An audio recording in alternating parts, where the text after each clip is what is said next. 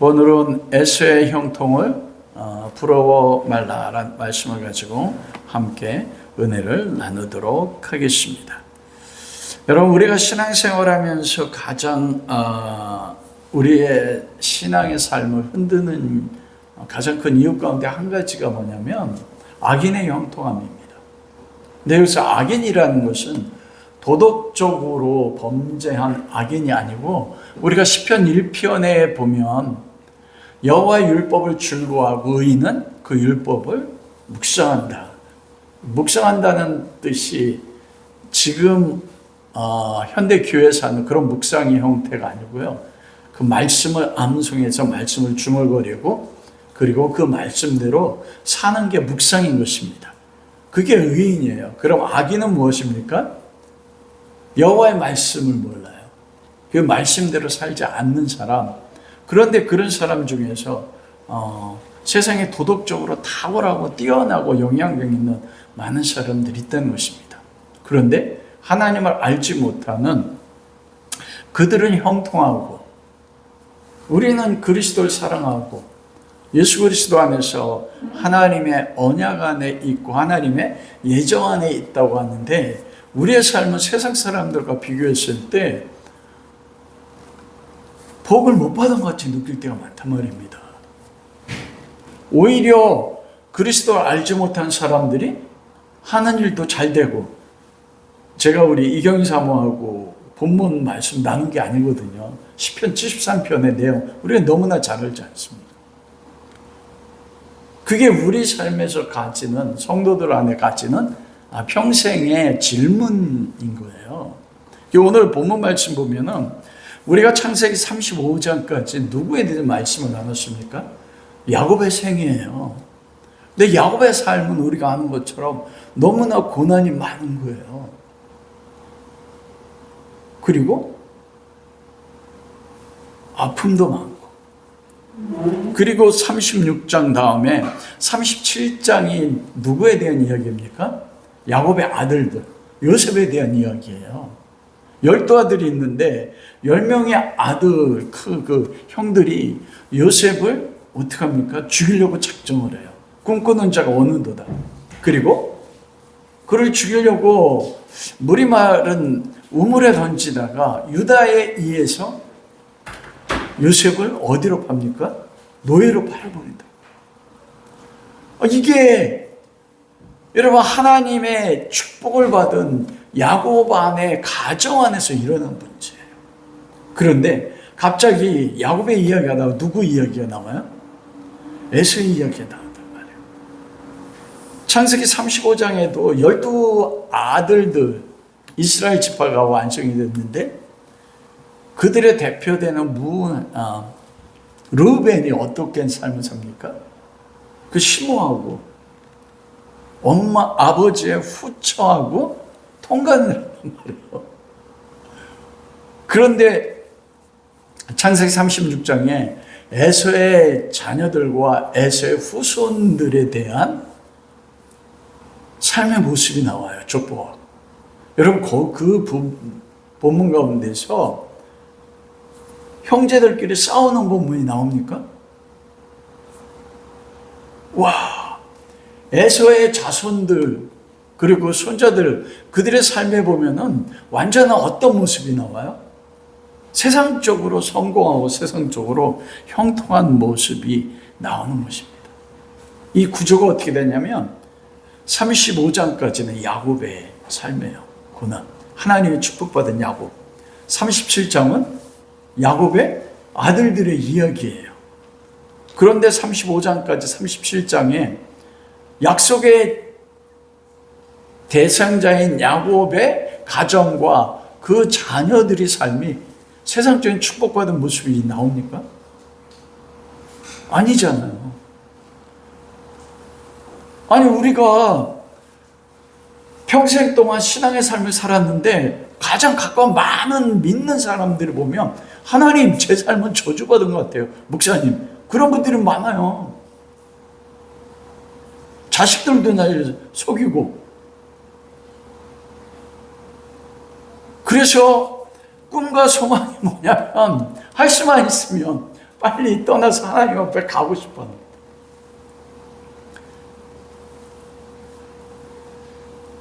아까 이경인 사모가 이야기한 것처럼 저의 삶에서도 그런 경험이 너무나 많은 겁니다.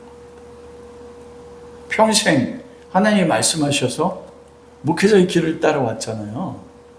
근데 약속하신 그 언약들을 제가 해석한 언약이 성취되면 그 모습들이 있잖아요. 근데 그런 모습들은 이루어지지 않는 것입니다. 오히려 삶의 소망들이나 자녀들은 생각하고 꿈꾸는 모습으로 나타나기보다는 너무나 가정 안에서도 환난과 고난이 많은 것입니다.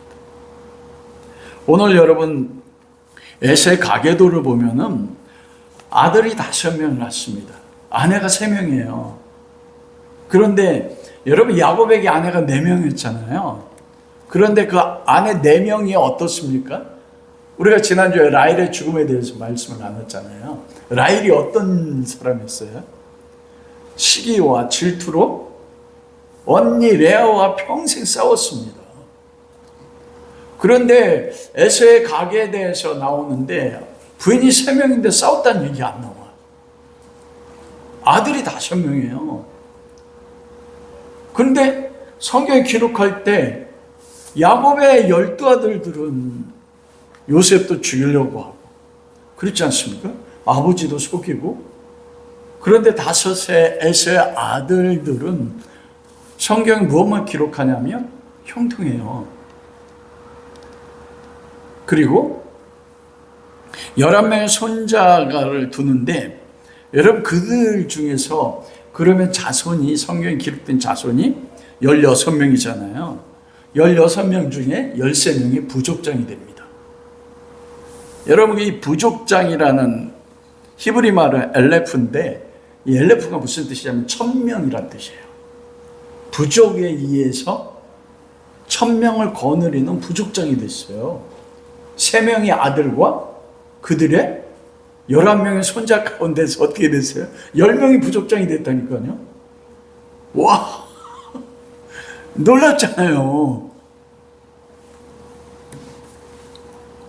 그리고 오늘 24절 말씀을 안 읽었지만 그들이 온천을 발견해서 경제적인 번영을 누렸다는 것입니다.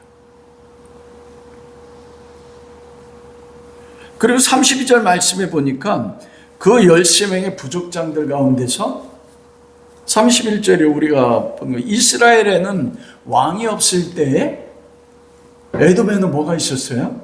왕이 있었어요. 국가가 이미 세워졌어요. 그런데 그때 이스라엘 왕이 없었을 때면 여러 방면으로 해석할 수 있는데 그들이 에서의 자손들이 형통하고 족장들이 자기 구역 안에 거한다고 되어 있잖아요. 자기가 통치하고 다스리는 자기 기업이 있었어요. 자기들이 누릴 수 있는. 그런데 13명이 족장들이 하면 그 거처가 어떤 거처입니까? 1000명을 밑에 두는, 그러니까 부족장으로서의 세상적인 형통함을 누리는 삶을 살고 있었던 겁니다. 이럴 때 언약의 자손인 야곱의 자손은 어떻습니까?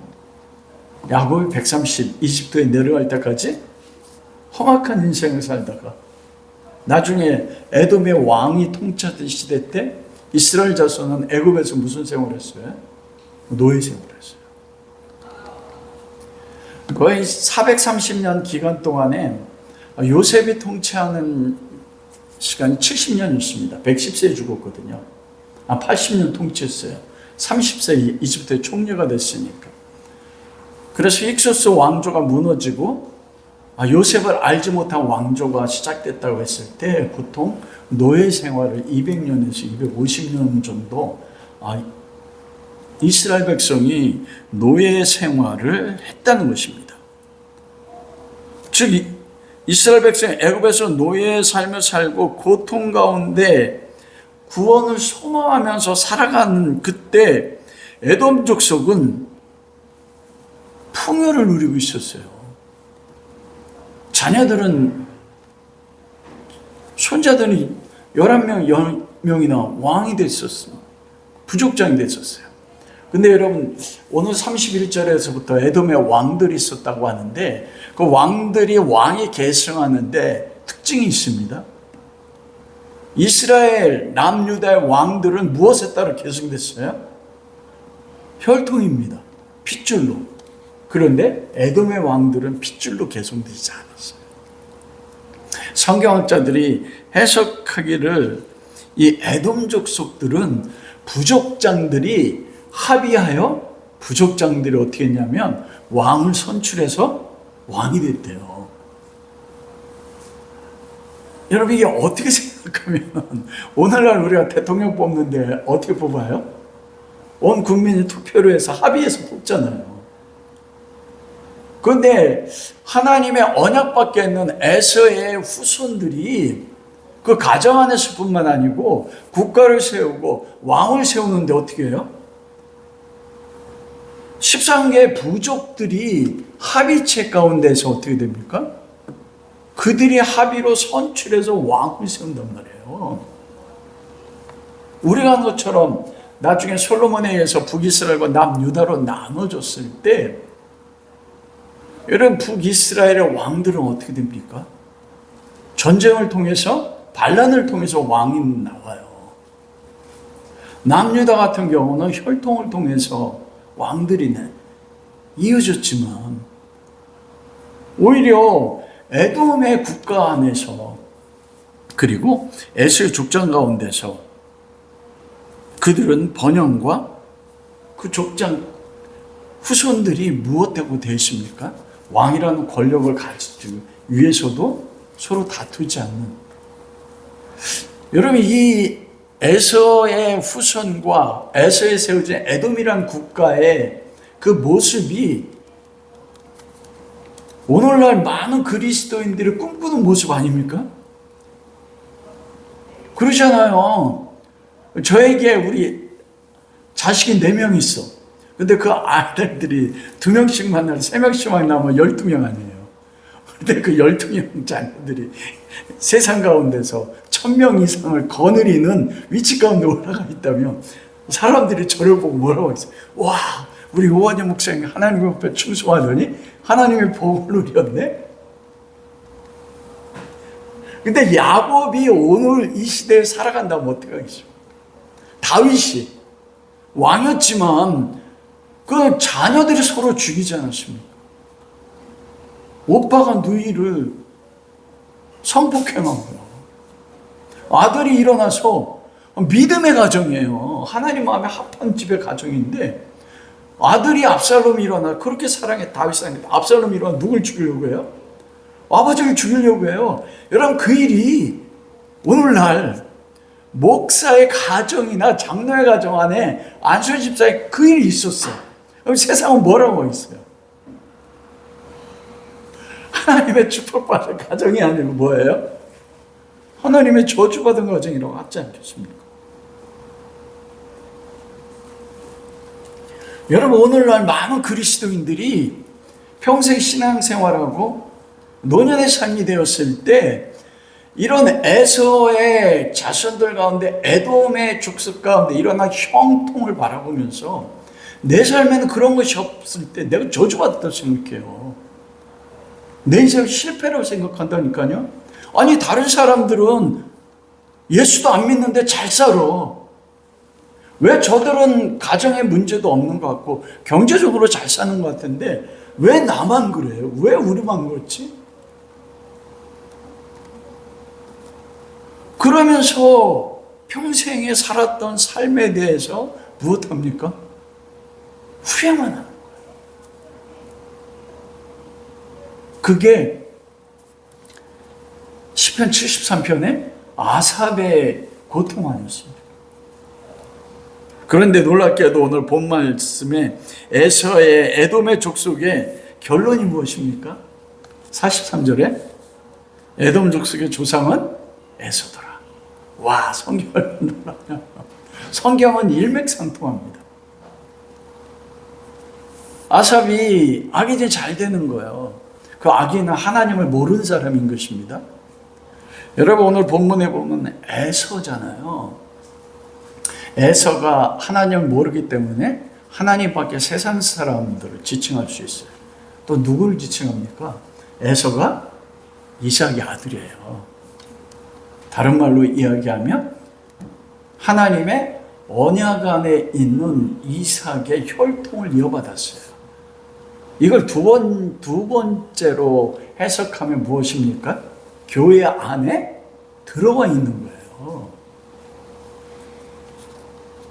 교회 안에 들어와 있어요. 이삭의 자손이니까. 어떻게 보면 신앙생활을 한다고 하는데 하나님의 언약 밖에 있는 그런 모습, 그래서 두려운 것입니다. 오늘 본문 말씀이 중요한 가운데 하나는 에돔 족속의 조상은 에서더라. 에서가 어떤 사람이에요? 이삭 안에서 하나님의 언약 있는 아버지의 혈통을 이어받았는데, 그리고 아브라함 아버지로부터 하나님의 약속을 들었잖아요. 들었는데 그는 언약 밖에 있어요. 그러면 우리가 여기서 질문이 나오지 않습니까? 야곱과 에서 가운데서 누가 진짜 복을 받은 사람입니까? 야곱은 형과 아버지를 속였지만 하나님의 언약의 축복을 받았어요. 에서는 태중으로부터 하나님의 버림받았습니다. 그런데 왜 야곱과 그 후손보다도 에서와 그의 후손이 이 세상의 축복을 누리고 세상에 영향력 있는 높은 위치에 올라가고 더 형통한 삶을 사냐? 그 이유가 무엇인 거예요? 여러분, 야곱이 받은 축복은 이삭이 창세기 27장 28절에 29절에서 하나님의 이름 축복하잖아요. 그게 뭡니까? 하늘과 땅의 축복이 너와 함께하고 풍성한 곡식과 포도주가 넘칠 것이며 만민이 너를 섬기고 열국이 너를 굴복할 것이다.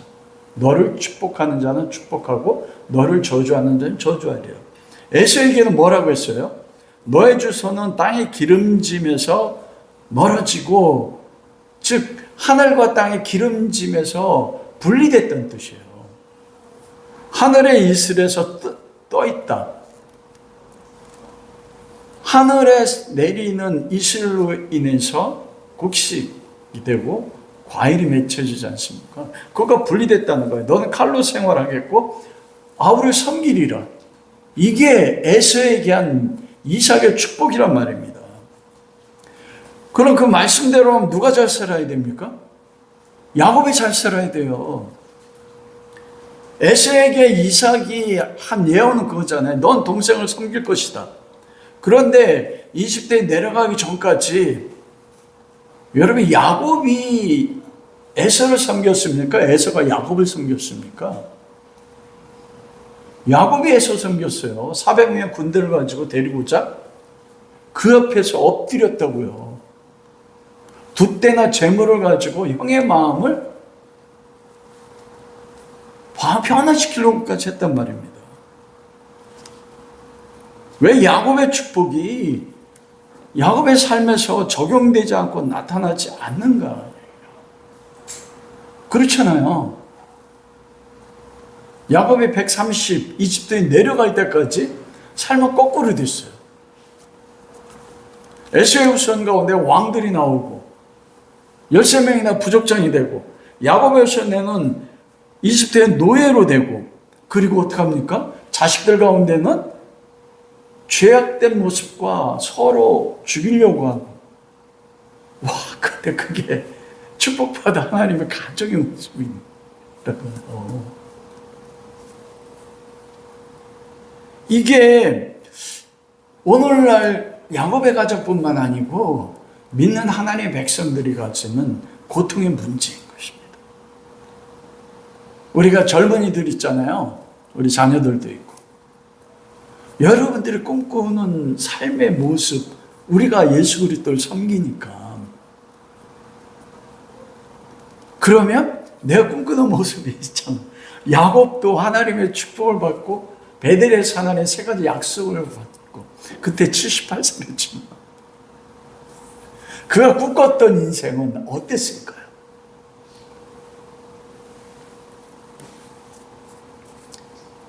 이 문제에 대해서 성경은 무엇을 말씀하시는가? 시편 73편에도 보면 그러지 않습니까?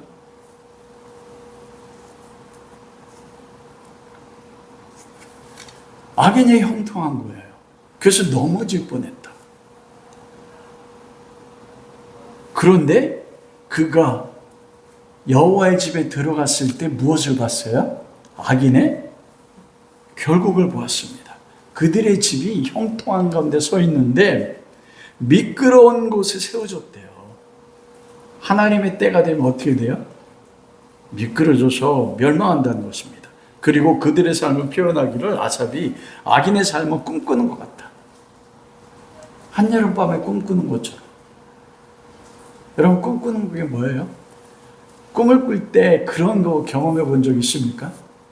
내가 소망한, 저도 그런 거 꿨는데 내가 소망하는 꿈이 꿈에 실제처럼 나타난 거예요. 너무나 좋아. 그런데 그때 지금도 기억나는 게 뭐냐면 낮잠 자다 꾼 거예요. 누가 불러서 깼어. 그럼 얼마나 화가 나죠.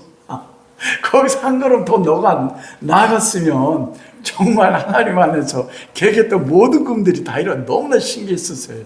현실처럼. 근데 눈 떠보니까 뭐예요? 깨우니까 한여름밤의 꿈이야. 아삽이 악인들의 삶이 형통하고 그들의 자녀들이 잘 되고 왕들이 나오지만 꿈을 깨면 사라지는 것 같다는 거예요. 풀과 같이 시든다는 것입니다. 그런데도 제가 놀란 게 뭐냐면 그래도 하나님 그런 사람 한번 살아보고 싶어요. 저만 그런가요? 그러니까 에서의 자손들이 누리는 삶도 누리고 죽어서는 어디 가는 거야? 천국 가는 삶을 두 개 다 같이 누리고 싶어요. 그런데 성경에서는 그런 삶은 없다는 겁니다. 하나님 말씀하시니까 그래요. 여러분 우리가 그렇게 좋아하는 다윗 보시죠. 10년 동안 사막에서 고난을 겪었잖아요. 여러분 그때가 다윗이 몇 살인 줄 아십니까? 여러분 다윗이 30대 40대 아니었어요. 20대였어요. 10년 동안. 왜냐하면 헤브론에서 왕이 될 때가 다윗이 30살이었습니다. 그럼 10년이면 뭐예요? 성원 형제는 지금 몇 살이에요? 20살. 다윗이 사울 왕에게 쫓겨서 10년 동안 사막에서 그 고통의 삶을 시작한 게 20살 때였습니다. 그가 나이가 많아서 그런 고난을 겪은 게 아니었어요. 하나님이 사무엘을 통해서 기름 부으셨을 때 하나님 뭐라 말씀했어요? 이는 내 마음에 합한 자다. 그를 통하여 내가 모든 걸 이루겠다. 그러면 다윗의 삶에 놀라운 하나님의 능력과 역사가 실제 나타났잖아요. 골리앗을 쳐부시고 그리고 사울이 죽이지 않은 천천히요 다윗이 죽이지 않은 만만히로다. 이게 5년 사이에 일어난 거거든요. 그 3년, 5년. 그리고 나서 그 이야기를 사울이 듣고 어떻게 됩니까? 20살 때 사막에서 쫓겨가지고 그게 하나님의 마음에 합한 성도의 축복받은 모습인가. 그 나중에 30헤브론의 왕이 되고 37살에서 33년 동안 예루살렘에서 통치하면서 다윗의 장막을 세웠습니다. 전쟁할 때마다 이겼어요. 그런데 그의 개인적인 가정의 삶은 어땠습니까? 정말 고통스러운 삶이었어요. 가정 안에서 미갈이 그렇게 사랑했던 미갈과 부부간의 갈등을 겪고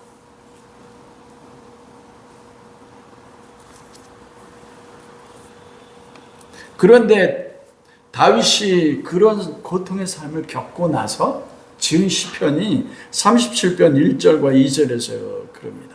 악인의 행위가 잘된 것을 불평하지 말고 그들의 삶을 투기하지 마라. 질투하지 마라. 아삽은 뭐라고 했어요? 내가 악인이 잘된 것을 질투했다. 딱 이렇게 말해요.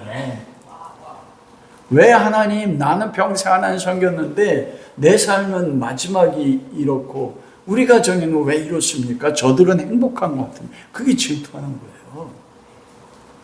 다윗이 뭐래요? 그들의 삶은 풀과 같이 베어질 것이며 푸른 채소같이 세잔하여 사라질 것이다. 딱 그렇게 이야기해요. 다윗이 그거 겪으면서, 그리고 우리가 구약성경에서 하박국이 그 고백을 하지 않습니까? 하박국 1장 13절에서 그건 하나님의 선지자예요. 왜 하나님이 이스라엘 유다 가운데 악과 패역이 저렇게 하나님의 백성 가운데 일어났는데 그 죄악을 바라고 패역한 것을 보시면서 왜 하나님 방관하십니까? 저 악인들이 여러분 이스라엘 백성 안에 일어난 거예요. 악인이 이스라엘 백성 안에 있었다니까요. 다른 말로 이야기하면, 오늘날로 이야기하면 어디 안에 있다는 거예요? 교회 안에요. 악인이 의인을 삼키는데 하나님 왜 잠잠하십니까? 그 의로운 하박국이 아니 세상에서 일어나는 게 아니에요. 교회 공동체 안에서 하나님의 사람들 모습 안에, 이스라엘 백성 모습 안에서 그걸 본 것입니다. 그러자 그게 하박국의 어떤 고통이잖아요. 하나님이 뭐라고 응답합니까? 내가 그들을 보고 내가 북쪽에 한 민족을 일으키리니 그들을 통해서 내가 그들을 심판하겠다. 그게 누구예요? 바벨론 통해서 심판하겠다. 그러자 하박국이 또 성문에 올라가서 하나님 앞에 따지는 겁니다. 하나님, 아무리 이스라엘이 죄가 많고 그들의 패역이 많아도 하나님의 백성 아닙니까?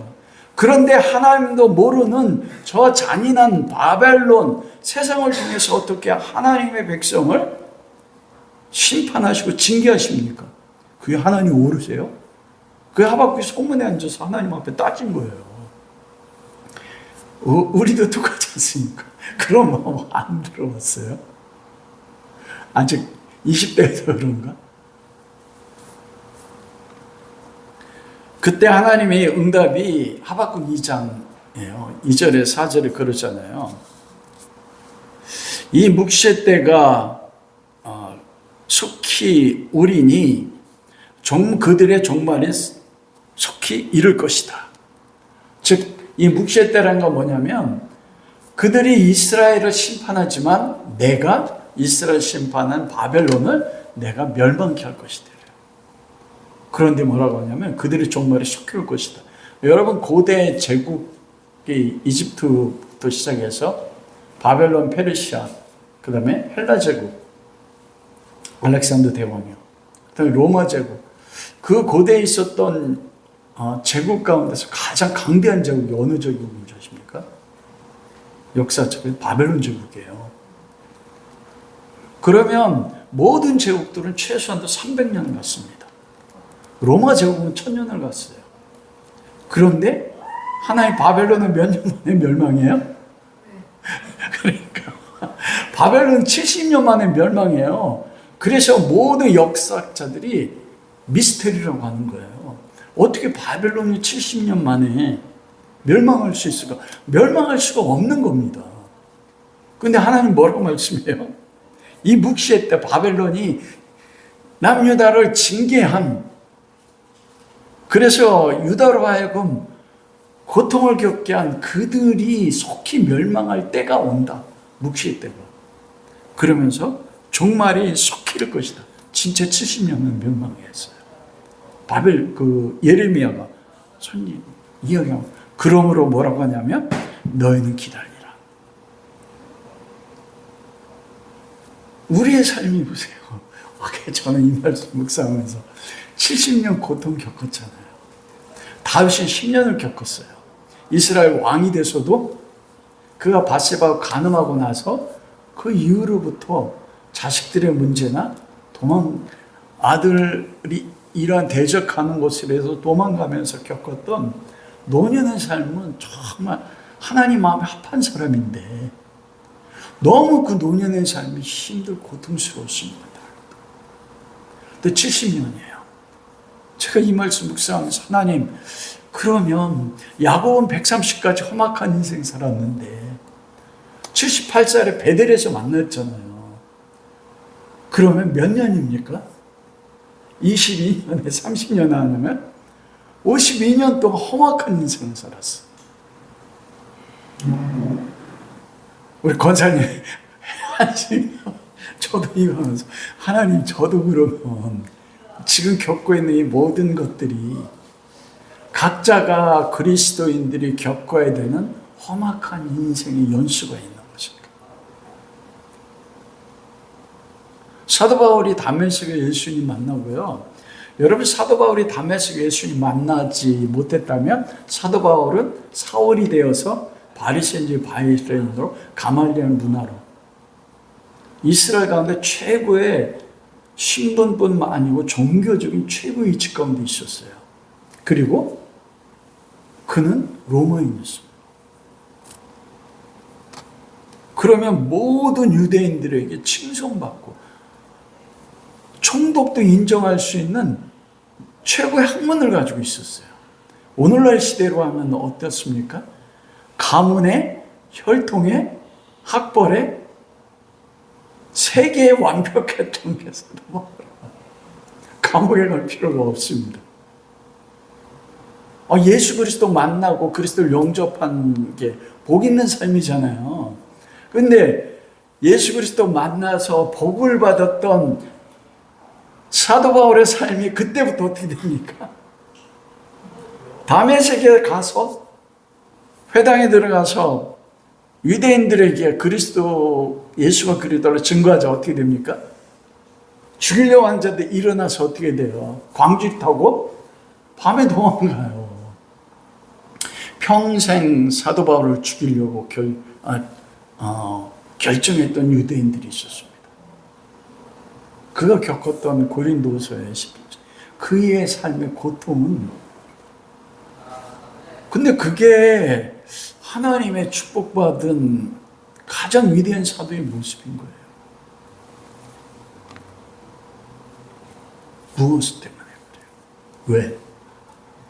그게 하박국 2장 4절에 나옵니다.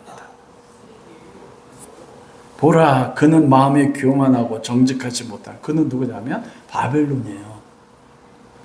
바벨론 제국이 세계의 가장 강대한 제국이었습니다. 가장 힘든 제국, 가장 넓은 땅덩을 가지고 있는, 이집트까지 정복했으니까요. 교만하다는 것은 무엇이냐면 하나님을 알지 못하고 하나님보다 높아졌어요. 정직하지 못하다는 것은 우리가 마음의 정직으로 이야기하는데, 그 원어가 어떻게 되냐면 아사르라고 되어 있어요. 아사르는 뭐냐면 곧다, 직진으로 간다. 즉 정직하지 못한 아사르로 이렇게 돼요.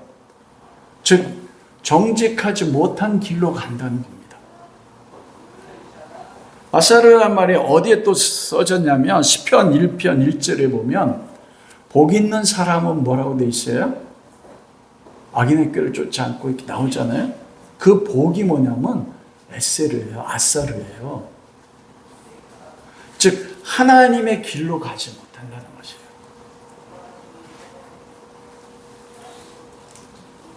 그러나 이 의인은 어떤 의인입니까? 바벨론에서 핍박받고 고난받는 의인은 뭐로 산대요? 그 믿음으로 말미암아 산다. 다른 말로 이야기하면 세상에서 하나님의 약속에 따라서 축복받은 하나님의 백성들에게 세상에서 고난과 환난과 내 자녀들이 오히려 그들 가운데 세상에 왕이 일어나는 게 아니고, 왜 그래요?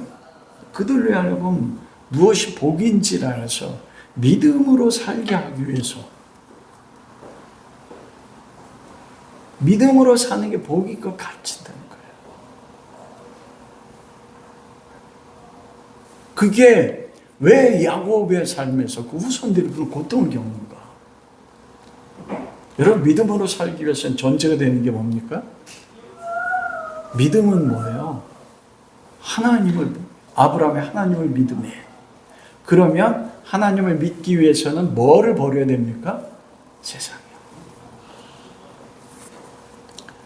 그래서 의인은 그의 믿음으로 말미암아 살리라는 것은 무엇이냐면, 그 3절에 이 묵시의 때가 있나니 그들은 마음이 교만하고 정직하지 못함으로 종말에 속히 이를 것이다. 여러분, 세상은 지금 영화롭잖아요. 교회보다도 문명 다 세상에서 이루어집니다. 악인이 형통하고 의인이 고난받고 절망 가운데 있으나 악인들은 세상 문명은 어떻게 돼요? 그 종말이 바벨론 70년 멸망한 것처럼 반드시 멸망할 것을 믿는 거예요. 그게 언제 멸망합니까? 예수 그리스도 재림할 때요.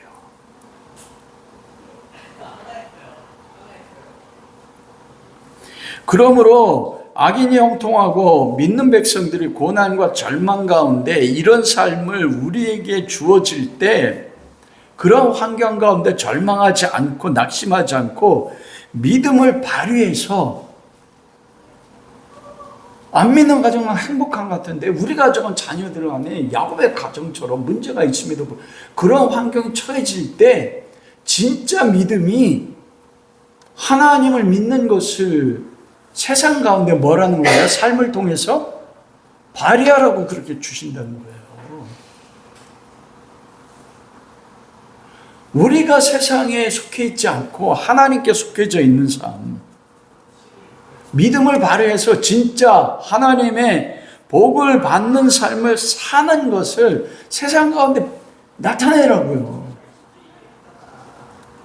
그래서 우리로 하여금 고난을 줬다, 이걸 믿는 거예요. 그 믿음으로 사는 거래요. 이 바벨론을 통해서 유다가 멸망해서 포로가 됨을 통해서 그들이 우상을 버리잖아요. 우상을 버리고 오직 하나님만을 섬기는 삶을 살게 하도록 우리에게 바벨론을 통해서 멸망했다는 것, 이걸 믿는 게 의인이 믿음으로 사는 거라니까요. 그러면 내 삶에 지금 우리 가정 안에나 교회 안에 없어지기 원하는 그 고통, 환난, 그거를 뭐라고요? 나를 세상의 우상을 버리고 누구만을 섬기도록 하는 거라고요? 하나님과 그리스도만을 섬기도록 하나님이 나에게 주신 하나님의 진짜 복이 이거구나. 그걸 믿는 게 믿음으로 사는 거래요. 여러분, 그래서 하박국의 결론이 무엇이냐면 하박국 3장 2절이에요. 옆에 보세요. 여기. 저기요. 3장 2절. 주는 주의 일을 저 빠지게 수년 내 부흥케 하소서. 이게 하박국이 마지막 고백한 거예요. 주의 일이 무엇입니까? 그게 뭐냐면 바벨론을 통해서 하나님 유다를 멸망시켜 주세요. 그걸 수년 내에 부흥이 하야해요. 그게 일어나게 해달라는 거예요. 그래서 내 안에 있는 우상이 무너지고 바벨론으로 포로를 잡혀가서 그 포로 생활의 고통 가운데서 뭐 하는 거예요? 우상의 삶은 죽어지고 내 안에 누가 사는 거야? 하나님이 사는 거, 그리스도, 그게 하야예요. 이 부흥이 막 숫자 많아지 그것 결과인 겁니다. 그 저 말이 기가 막힌 하나님은 내 삶에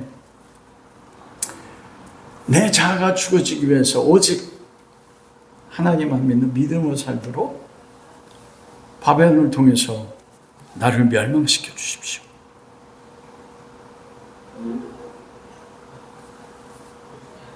즉 참된 복이 무엇인지를 하나님의 야곱에게 약속하신 그 약속을 지금 하나님 뭐 하는 겁니까? 성취해서 그 하나님만 섬기는 삶을 살도록. 그래서 야곱의 130까지는 험악했지만 17년 동안 야곱이 어떻게 바뀝니까? 완전하게 하나님을 아는 삶으로 바뀌잖아요. 여러분, 하나님께서 우리 삶에서 이런 고난과 고통을 주는 것은 무엇이냐면 우리가 장차 들어갈 하나님 나라, 새 예루살렘에서 그 하나님 나라를 우리 삶에서 경험하라고 이런 걸 주신다는 거예요. 즉 야곱에게 약속한 하나님의 진짜 복은 물질 세계 가운데 있는 것이 아니라 하나님에게 속해져 있는 것이 이 물질 세계 역사 속에 들어와 있는데, 그 들어와 있는, 왜냐하면 하나님 나라가 너희 가운데 임했다고 말씀했잖아요. 하나님 나라가 너희 가운데 있다고 말씀했잖아요. 우리가 장차 새 예루살렘 성에서 들어가서 경험되어질 그 하나님 나라를 그 모델로, 견본으로 이 땅에서 누리는 길이 바로 성도가 고난, 환난을 통해서 그걸 누리게 하기 위해서 그걸 주신다는 것입니다. 그런데 그 하나님 나라가 무엇으로 경험되어지냐면 믿음으로만 경험되어진다는 것이에요. 세상 것이 무너지고, 여러분 이삭의 삶을 보면 이삭의 믿음을 히브리서 11장 20절에 그렇게 말씀합니다. 믿음으로 이삭은 장차 오는 일에 대하여 두 아들에게, 장차 오는 일은 뭐냐면 두 아들의 삶에 하나님을 통해서 되어질 삶, 그것에 대해서 야곱과 에서에게 축복하였음에 딱 그렇게 이야기해요. 이삭이 언제 하나님의 동행하심과 하나님의 나라 통치가 자기 삶에 이루어지는 것을 경험했을까요? 여러분 어느 때 경험하냐면 이삭이 자기 욕심대로 에서를 축복할 때였어요. 여러분 우리가 아는 것처럼 믿음으로 이삭이 두 아들에게 축복했다고 했는데 이삭이 믿음으로 축복했습니까? 아니잖아요. 리브가 품 안에 있을 때 하나님께서는 이삭이 말씀하셨거든요. 태중에 두 민족이 있다. 큰 자가 작은 자를 섬길 것이다. 그러면 이삭이 누구를 축복해야 돼요? 야곱을 축복해야 되는데 이삭은 누구를 축복하려고 했어요? 별미에 중독돼서 아들을, 왜냐하면 인간적으로 야곱보다 에서가 탁월했습니다. 그래서 에서를 축복하려고 했어요. 그런데 놀랍게도 무엇합니까? 누가 축복을 받아요? 야곱이 축복받아요. 이삭이 계획했던 것과 완전히 달라집니다. 누가 개입한 거예요?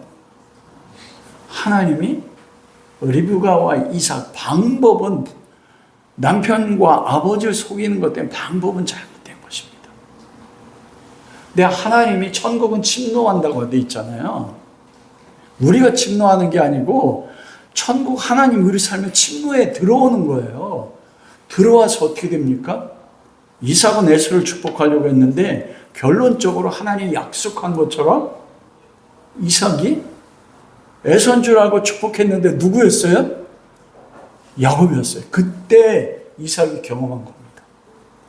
나는 내 방법대로 내 아들, 큰아들 에서를 축복하려고 했는데 하나님이 내 삶의 침노에 들어와서 그 약속한 말씀대로 뭐 한 거예요? 야곱을 축복하게 하셨구나. 여러분 거기서 누가 이삭이 뭘 경험했습니까? 하나님이 자기 삶의 믿음으로 역사하는 것을 눈으로 본 거예요. 그때 뭘 경험했어요? 하나님 나라가 이삭의 삶에 오는 걸 경험했다니까요. 무엇을 통해서요? 이삭이 무너지는 걸 통해서요. 이삭의 실패를 통해서 경험하는 겁니다. 우리 삶에 왜 고난이 오고 절망이 오냐? 내가 무너지는 걸 통해서 하나님의 믿음을 어떻게 해요?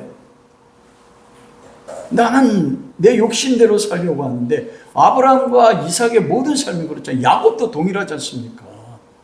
야곱이 평생 동안에 바다나람에서 외삼촌 라반이 그 아들들이 자기를 향한 강한 마음이 변화된 거 할 때 하나님이 꿈속에 나타났단 말이에요. 야복나루에서도요. 야곱이 하나님 찾은 게 아니에요. 하나님이 야곱의 삶을 어떻게 했어요? 침노에 들어온 거예요. 그래서 하나님의 믿음으로 하나님이 신실하다고 하잖아요. 그게 피스티스입니다. 하나님 믿으시다. 그게 헬라어 피스티스의 믿음이시다는 거예요. 하나님의 믿음으로 야곱의 삶에 개입해서 베델이 약속하신 하나님의 약속을 누가 이루셨어요? 하나님이 이루신다. 세겜에 있을 때도 두 아들이 다 죽여서 가나안 족속이 다 일어날 때 그때 누가 들어오셨어요? 하나님 들어오셔서 뭐 한 거예요? 야곱을 어디로 이끌어 가셨어요? 베델. 거기서 야곱이 뭘 경험합니까? 하나님을 경험하고 하나님 나라를 경험. 그것이 하나님의 이루어지는 거예요. 그때 하나님을 경험함으로 하나님을 아는 거예요. 그게 뭡니까? 그게 영생이에요. 그 삶에 고난밖에 없는데 도망자가 되고 두 아들이 할례라는 걸 통해 가지고 속여서 가나안 족속 딱 죽였어. 세겜 사람들을. 그건 세상적으로도 도덕적으로도 그게 죄악 아닙니까? 그런데 죄악된 삶이 하나님 들어오셔서 그를 야곱과 그의 가정을 베들로 이끌어 가세요. 여러분 그게 천국을 누리고 경험하는 겁니다. 무엇을 통해서입니까? 내 일이 형통하고 잘 되는 것을 통해서도 이루어지지만 이런 언약의 백성 안에서 하나님을 경험하고 하나님께 가까이 하는 그 길은 뭐냐면 내가 무너질 때 그 일이 된다는 거예요. 그러므로 하나님을 경험하는 것, 그게 뭐냐면 지금의 삶에서 하나님 나라를 경험하고 하나님 나라를 살고 하나님 아버지와 그리스도가 누군지를 아는 것, 그게 뭐예요? 영생인 것이에요. 그게 하나님의 참 복인 겁니다. 여러분 믿어지세요?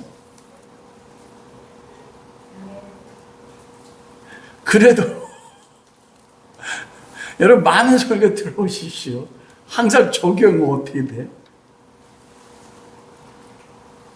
에서의 족속의 그 형통 아닙니까? 그거는 하나님이 하나님의 백성들에게도 하나님이 은사로 주시는 거예요.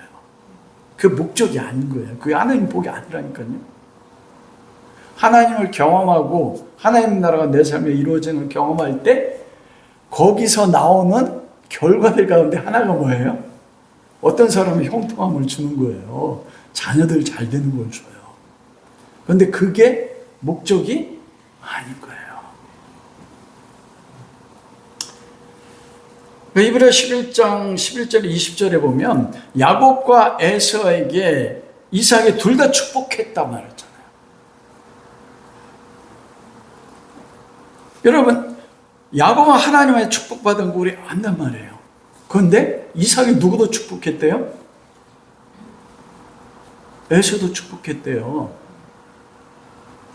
그런데 에서에게 이삭이 한 축복의 내용을 우리가 아는 것처럼 하늘과 이스라엘과 땅에 복이 너와 멀며 너는 평생 칼을 의지하여 살 것이요 동생을 섬길 것이다. 여러분 에서의 삶에 야곱 섬긴 적 없어요. 에돔 족속이 이스라엘 섬긴 적 있습니까? 그게 역사 속에 이루어질 때가 딱 한 번 있었어요. 언제입니까? 다윗이 왕이 되었을 때 다윗이 에돔을 정복함으로 에돔이 이스라엘을 섬겼다. 그때 역사 속에 이루어져요. 그리고 그 이후로는 여러분 예수님 시대 때 유다의 왕이 누구였습니까? 헤롯 대왕이잖아요. 헤롯이 누구의 후손인 줄 아십니까? 에돔 족속입니다. 에서의 후손이에요. 에서의 후손이 분봉왕이 돼가지고 지금 누구를 통치합니까? 야곱의 자손 유다에 있는 들을 통쳐 다스린다니까요. 거꾸로 됐잖아요. 삶의 환경이. 아니 근데 에서도 이삭이 축복했대요. 여러분 그러면 진짜 축복이 뭐냐고요? 에서가 받은 축복이 뭐냐고요? 우리가 이걸 착각하고 있습니다. 에서가 축복했어요. 축복받았어요. 이삭을 통해서. 여러분 복이란 말은 아브라함에게 넌 복이 될지라고 했을 때 복이 바라크예요. 바라크는 뭐냐면 꿇어 엎드려 종이 되어 주인의 발에 입맞추는 겁니다. 그리고 시편 1편 1절에 에세르 아까 보면 그들은 정직하지 못하다. 즉 하나님이 정한 길로 바로 직진하는 거, 그 하나님의 길로 행하는 게 복이에요. 죄는 뭡니까? 관역에서 벗어나고 길에서 벗어나는 게 죄란 말입니다. 즉 하나님을 알지 못한 게 죄예요. 복은 뭐냐면 하나님의 생명을 받아서 그 생명을 누림으로 인하여 뭐 하는 거예요? 하나님의 정하신 길로 가서 하나님의 종이 되어 나의 삶의 전부를 통해서 하나님 발에 입맞추는 삶을 사는 게 이게 복이란 말이에요. 그러면 하나님의 생명력이 온 세상 가운데 나타나요. 두 종류, 모든 사람들 가운데, 모든 만물 가운데. 그래서 복의 첫 번째가 뭐냐면 일반 은총에 따라 나오는 모든 사람에 미치는 복입니다. 아담이 하나님을 떠났음에도 불구하고 정령 죽고 죽으리라고 했잖아요. 그런데 아담이 안 죽었어요. 영은 죽었습니다. 그거 930년을 살았어요. 그리고 아담의 범죄함으로 인해서 온 세상이 원래 창조했던 형상을 잃어버렸잖아요. 그런데 세상에 보편적으로 존재하는 하늘의 별, 달, 바다, 어류, 동물, 식물 이것들이 다 멸망했어요? 멸망하지 않았어요? 멸망하지 않았습니다. 가인이 아벨을 죽였는데도 그는 세상적으로 어떻게 했어요? 성을 쌓고 부유한 삶을 살았습니다. 여러분 히브리서 1장 3절에 하나님이 그의 능력의 말씀으로 만물을 붙드셨다 그래요. 지금 지구가 존재하고 태양이 아침에 떠서 저녁에 서쪽에 지는 거, 별들이 빛나는 거, 달이 밤에 비추는 거, 하루가 24시간으로 지나는 거, 우주가 질서대로 움직이는 거, 이게 무엇 때문에 된다고요? 하나님 말씀이 보존하는 거예요. 만물을 붙드셨어요.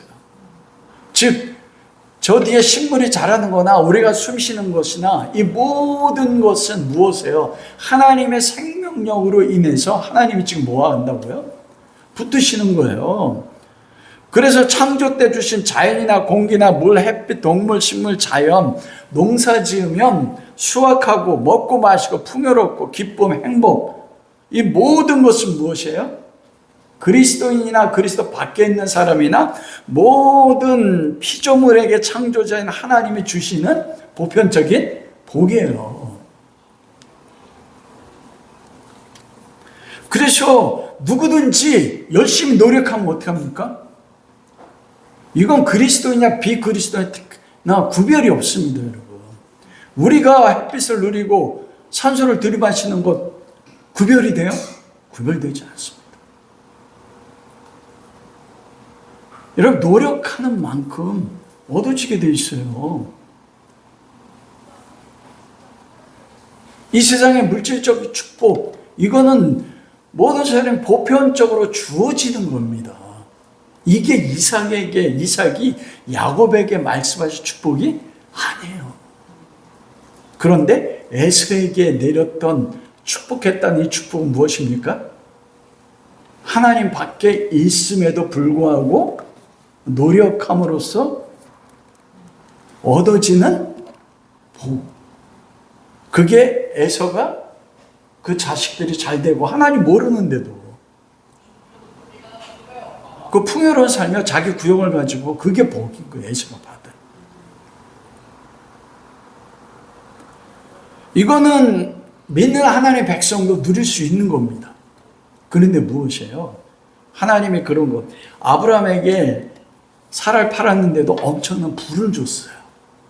그게 뭐냐면 은혜로 줬잖아요.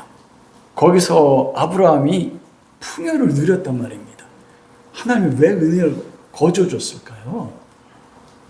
그 아브라함이나 이 세상의 하나님의 백성들이 누리는 세상적 이 축복은 무엇을 예표하는 거예요? 장차 우리가 들어갈 하나님 나라. 왜냐하면 세상에 믿지 않는 사람들이 누리는 모든 것들은 누구로부터 옵니까? 하나님으로부터 와요.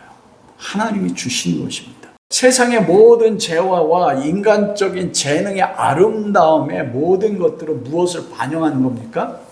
하나님의 생명이 하나님 나라의 완전한 축복을 이 땅에서 비추는 빛과 같은 거예요. 그걸 통해서 무엇을 바라보러 가는 겁니까? 하나님 나라의 완전하며. 그래서 그리스도인도 그걸 누릴 자격이 있단 말입니다. 그런데 성경에서 말씀하는 건 무엇이냐면 그 비교할 수 하나님 나라 풍성함을 소망하게 한 거지 이 세상의 풍성함의 내 삶의 목적이 되어서는 안 된다는 겁니다. 근데 많은 경우 우리가 그리스도를 믿어서 받아야 되는 복의 마지막 목적지가 에서의 자손들이 누리는 그게 복이 된다고 가르치지 않습니까? 그걸 목적으로 하잖아요. 그게 아니고 그거는 우리가 장차 들어갈 하나님 나라의 완전한 그 측량할 수 없는 복의 모형이란 말이에요. 부분적인 거. 그래서 사도 바울도 내가 풍부해질 줄도 알고 비천해질 줄도 알았다. 그 풍부함을 통해서 우리는 무엇을 바라보는 겁니까? 하나님 나라를 바라보는 거예요. 이 땅의 모든 것들 믿지 않는 사람이나 믿는 백성들이나 이 모든 것은 하나님의 생명으로부터 하나님이 존재케 하고 유지하고 누리게 하는 거예요. 그런 의미에서 이삭이 에서에게 축복했다는 거예요.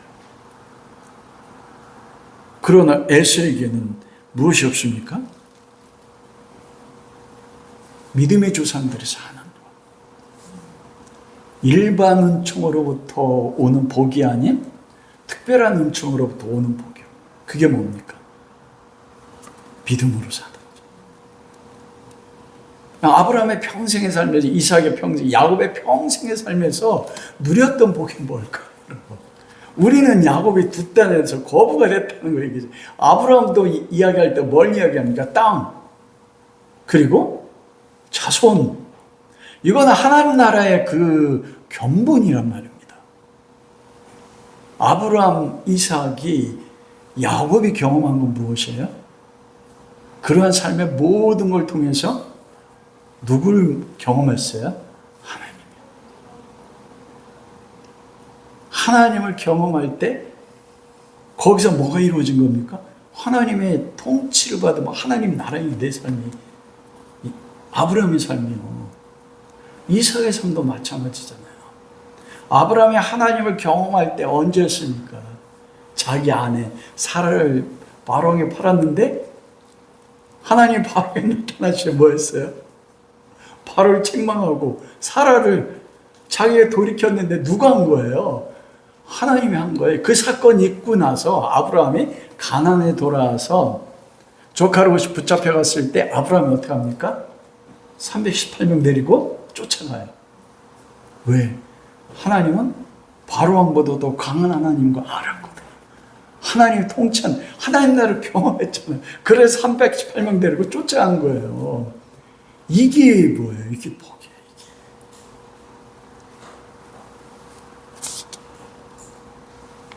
그게 하나님을 아는 복인 것입니다.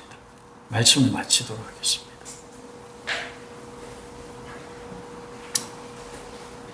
시편 73편 28절에도 보면 무엇이 복이라고 합니까? 야곱이 평생 동안 경험한 것, 아브라함. 하나님께 가까이 함이 내게 복이라. 이걸 사도 바울은 빌립보서 2장 5절에 13절에 그렇게 기록했습니다. 그거 뭐냐면 너희 안에 이 마음을 부르라.